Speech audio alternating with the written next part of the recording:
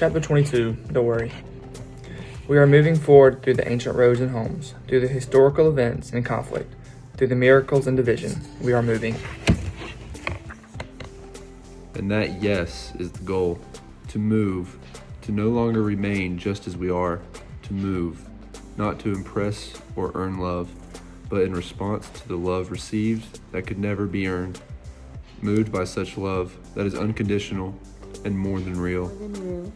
We are still and going, sure and afraid, not knowing about these moves, to move.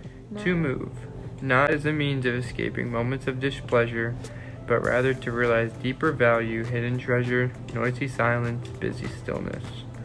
Amid the rapid rituals of hurry and competition and lies and wounds, to move. To move, toward rather than away, with rather than without, near rather than from a distance. But even in this, all of this good news of hope and forgiveness and compassion. Worry visits us. Doesn't she visit you? I know I am told not to worry, that all will be fine, that we will win in the end. My voice states such phrases, and my hands type similar sentences, and my deep heart believes their truth, while my thoughts and feelings seem to be held by a little or much worry too often. So in the middle of that tension, I have a choice. Will I think about Jesus and sing about Jesus and write about Jesus? Or will I invite Jesus into my worry? It helps me to visit his story and his many stories as I invite him to my story and my many stories. My stories of worry in all her shapes and colors, with all her masks and covers, are real stories of my own inner self, and real stories of you and them, of here and there, as we seem to put forth so much effort and muscle to prove our false selves to be real. Amid the debates and hates of talks and rules about us against someone somewhere else, I worry as a reality of us, but also I listen.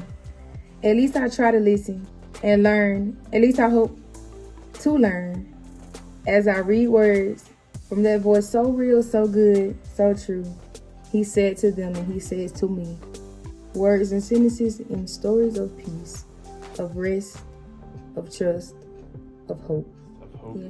He instructs me to investigate my worry. Am I seeking to accomplish something in a personal desire for applause? Am I dwelling on a few sentences, a few phrases, which appear doable and attainable and reachable, which seem to carry value and bring applause?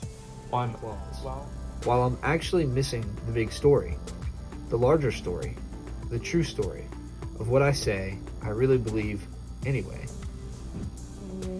Before we go forward any further with Christ, any further with ourselves, any further with our dreams, we are to travel backward again, to hear Christ's sermon again, to see Christ's words again. To allow time for our story to be edited and redirected toward healing. Worrying often holds us too tightly. To defeat her hold, we must notice her hold, while also noticing greater stories we've been told. Greater stories we are becoming while moving. We're becoming while moving from stories of past deception and defeat and poor decisions toward a new moving of motion in a story which ends so well.